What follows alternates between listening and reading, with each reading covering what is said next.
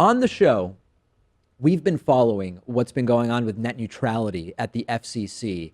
And it's hard to think of, in addition to healthcare, an issue that touches more aspects of our day-to-day lives in so many ways every single day than internet freedom and net neutrality. And I've told you about the new FCC chairman appointed by the president, Ajit Pai, who has vowed to undo really important regulations from 2 years ago protecting net neutrality. This includes a rule that would classify internet service providers as public utilities, really important thing under Title II of the Telecommunications Act, and require them to be regulated as public utilities. This prevents actions such as internet service providers choosing to slow down certain connection speeds for certain websites and certain services if maybe it benefits them financially.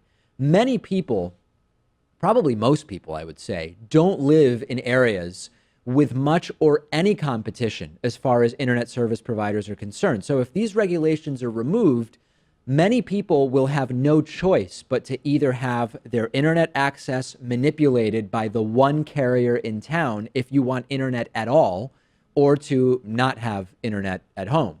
We've talked about how big internet service providers like Comcast have been publishing propaganda in support of the removal of these net neutrality rules, because net neutrality would mean more regulations for them and potentially lower profits. But many internet content providers are now rallying behind net neutrality, and they're opposing the elimination of these regulations, and that's a really good thing. There's been a national day of action planned in support of keeping open internet rules intact, and many web-based companies are planning to support and participate in it. Among these companies are Amazon, Etsy, Kickstarter, Mozilla, Reddit, Vimeo. More companies are expected to join. Michael Chea, Vimeo's head lawyer, said, quote, "Net neutrality made it possible for Vimeo, along with countless other startups, to innovate and thrive. The FCC's proposed rollback of the 2015 open internet rules threatens to impede that innovation and allow a handful of incumbent ISPs to determine winners and losers. It's being backed by the ACLU, by the Center for Media Justice, by Greenpeace, by MoveOn.org. This actually matters, and it has worked. There was a similar day of protest, you might recall, in 2014, and it was backed by internet content providers, not service providers, and it helped give us the current net neutrality regulations, which are, by the way, in danger now. That's what we're talking about. So we can actually say with some confidence, Pat, that when the population of the U.S. mobilizes around a movement like this, it can actually have an impact. It's also very interesting, too, how you don't really know which content providers would stand to benefit if net neutrality was kept in place or eliminated. Sure. I mean, you'd have to imagine there's a PR angle. Maybe they're part of some other corporate conglomerate that also includes telecom companies. But established companies like Amazon, you wouldn't think they would necessarily want to keep net neutrality because, as the guy from Vimeo said, it allows smaller companies to compete. Yeah, so it's not a foregone conclusion that the companies I listed, Amazon, Etsy, et cetera, would necessarily be behind this. And case in point, Netflix, I believe, I'm just thinking about this now, we can fact check it after. I believe Netflix at one point was much more vocally in favor of net neutrality, and they're not against it now, but they're sort of like not really getting too involved in it at this point. You know, even on the first layer, if it costs them some money, from the PR perspective, it helps them a great deal. And you have a fox watching the hen house here. Ajit Pai, who now runs the FCC, appointed by Trump, is a former Verizon lawyer.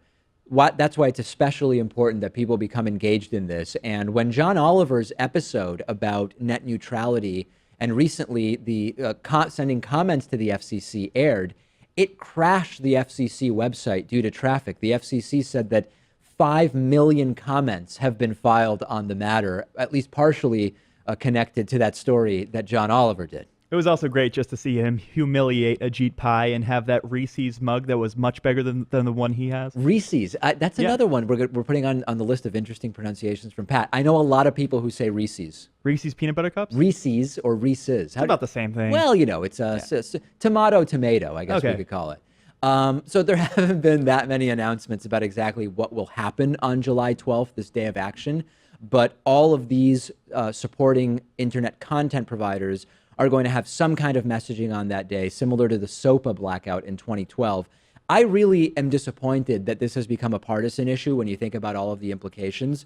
A small number of big companies have effectively an oligopoly on something as essential as internet infrastructure, and we're opening the door to them being able to choose which websites can you visit at normal speed and which websites can you visit at a lesser speed, and how well you're able to access what and when based on financial interest and business relationships. And a lot of what Donald Trump and his appointees are tackling only has an upside for big corporations and their executives, not people. But yet, if Trump's name is on it, you will have Trumpists that support it, even if it's not good for them. Yeah, I think the financial interest is part of the reason why this will never be a settled issue. It's kind of like a hydra that keeps coming back in different forms every few years. Nice imagery. I like that. A hydra.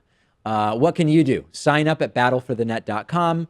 If Google Fiber is available in your area, sign up for it and bail on your ISP. The real problem, though, is that too many areas have no competition at all, right? I guess there you could work towards municipal broadband, but that's an uphill battle.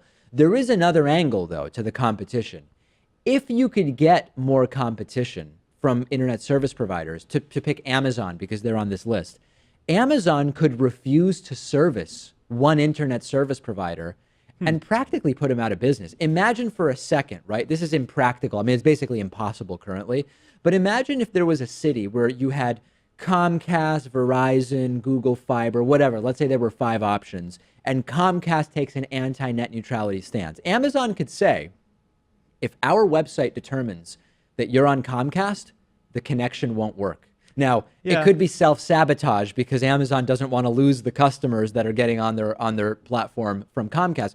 But I'm just sort of proposing that these content providers could have major power over ISPs. Yeah, I see what you're saying with the example, but of course the telecom company could turn around and say, well, we support local buyers then instead of big conglomerates like Yes, Amazon. they could. It could backfire. It could absolutely backfire, but just an idea. Anyway, battleforthenet.com. Check it out.